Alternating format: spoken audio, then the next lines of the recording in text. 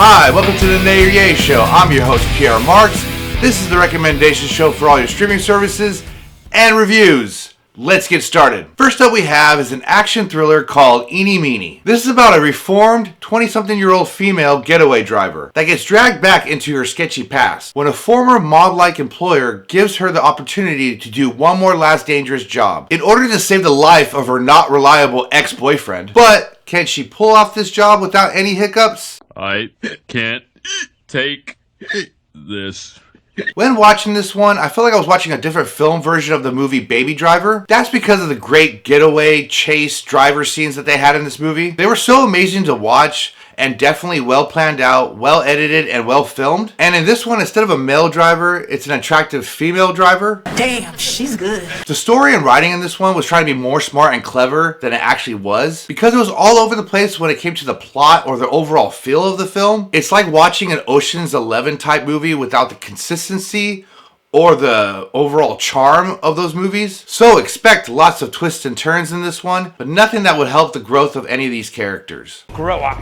Grow up. This one was a good time to watch. It was very chaotic, had a lot going for it. And if you're looking for a type of like thriller action type movie, definitely check this one out. But for me, I felt like the story was all over the place. I felt like it was trying to be funnier than it really was. And there was a character that made really bad decisions or had really terrible choices in the film that made me frustrated and left me not liking this one. So I'm going to give this one a nay. An easy nay, but a nay nonetheless. Second up we have is Superman. Now, I know a lot of you have probably already seen this one, but it's available on streaming, and this is what the show is about. It's about movies that are available for streaming. So let's talk about it. Now, this one is about a classic take on a superhero that we all know and love, and the rivalry with his greatest villain, Lex Luthor. But can Superman maintain the love of the people of Earth, or does Lex Luthor end up ruining his reputation? My reputation's ruined. The story in this one was finally a breath of fresh air, and that's because they didn't rely on an origin story, and they just jumped you right into the action, with Superman already being established after 2 years. The action in this one was really well done and had you cheering for every punch, every superpower that was being displayed on the screen. So count on some great special effects, VFX, practical effects when watching this one. Brandon, please, stop. Stop, don't hurt me, okay? Brandon, please. Brandon, don't. I'm sorry.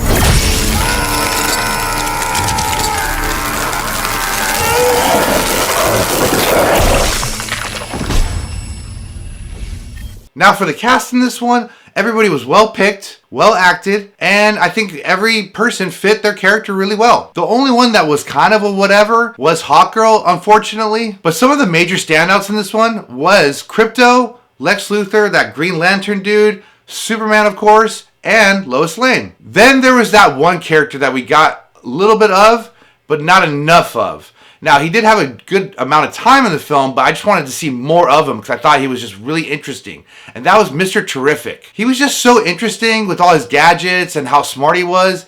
He reminded me of the right blend of nerdy and cool guy. But like, if it had a rated R version, I can imagine him being the sons of like Jim Carrey's movie, Me, Myself, and Irene, if they had superpowers. Motherfucker! That motherfucker Vince Foster was murdered. I told you that shit. Oh, man, look, will you quit hacking in them goddamn Pentagon files, man? Ain't no never mind who them crooked politicians be killing. Man, you need to just do your goddamn studying. Man, what did I tell you about snooping? Huh? Shit, yeah, man, look, man, you keep fucking around, you gonna get that scholarship to Yale taken away from you. Be stuck up there at Stanford, man, with them goddamn slang blade motherfucker. In the end, this was a good time and a lot of fun. I highly recommend this one, even if you're not really into superhero movies. This was just a good, lighthearted, but also had some dark moments in it. Yeah, I'm gonna give this one a yay. Definitely a yay. Now, I want to take a quick break and talk about a movie I saw over the weekend in the theaters, and that's called Caught Stealing. This one was a great time, and if you like movies like Snatch or Rock and Rolla, the Guy Ritchie films, this one is definitely up your alley. Now, it's the same director that made Requiem for a Dream, so there is a lot of dark stuff in this film, but it was well paced, and I think you're going to be pleasantly surprised. I was pleasantly surprised. I thought it was going to be a little bit more cheesy, but it wasn't too cheesy. It was the right blend of seriousness and craziness and silliness. So if you're looking for a fun time in the theaters this weekend, go check out Caught Stealing. Last up we have is a reject hero / anti-hero group movie called Thunderbolts. Now this was done by the MCU, and this one is about a bunch of anti-heroes that get together to form a group to go on a dangerous mission, which forces them to confront their past and go into dark, deep corners of their mind, as well as possibly stopping a new potential threat to the world and mankind. Now there was plenty of times that there was great action moments and great fight scenes and great explosions, but the MCU in this one tried way too hard to make you laugh. Whether it was characters trying to one-up one another, or the Red Guardian trying to be way outrageously loud and super obnoxious, as well as excited about every little moment when they came together. It's almost like he was trying to talk to a deaf person, but the deaf person just doesn't want anything to do with them. Good morning, girls. Helen?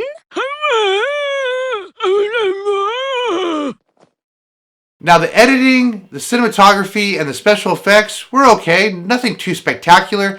Nothing that had my jaw dropping or anything like that. But it worked for the movie. The story though was just way too predictable and was kind of like a paint by numbers kind of thing. You just kind of saw everything happening before it even happened. And what I mean by that is that it's just a structure and a pattern that we've just seen to death. And that's basically, we get it. Government's evil.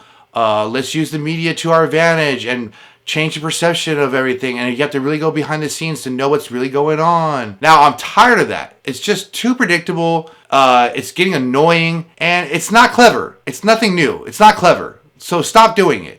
There is no doubt the government is tracking me. So overall, if you like superhero movies, or anti-hero movies, if I should say, then you might like this one. I personally did not like this one. I thought it started off really well, and then it just started going downhill pretty fast. The one thing that really bugged me the most, though, was the ending. I just felt it was a complete, utter waste of time and was just overall stupid. It made me want to puke. It was just that dumb. So, I'm giving this one a nay. Definitely a nay. Well, that's all the time we have for today. Please, as always, hit that like and subscribe button.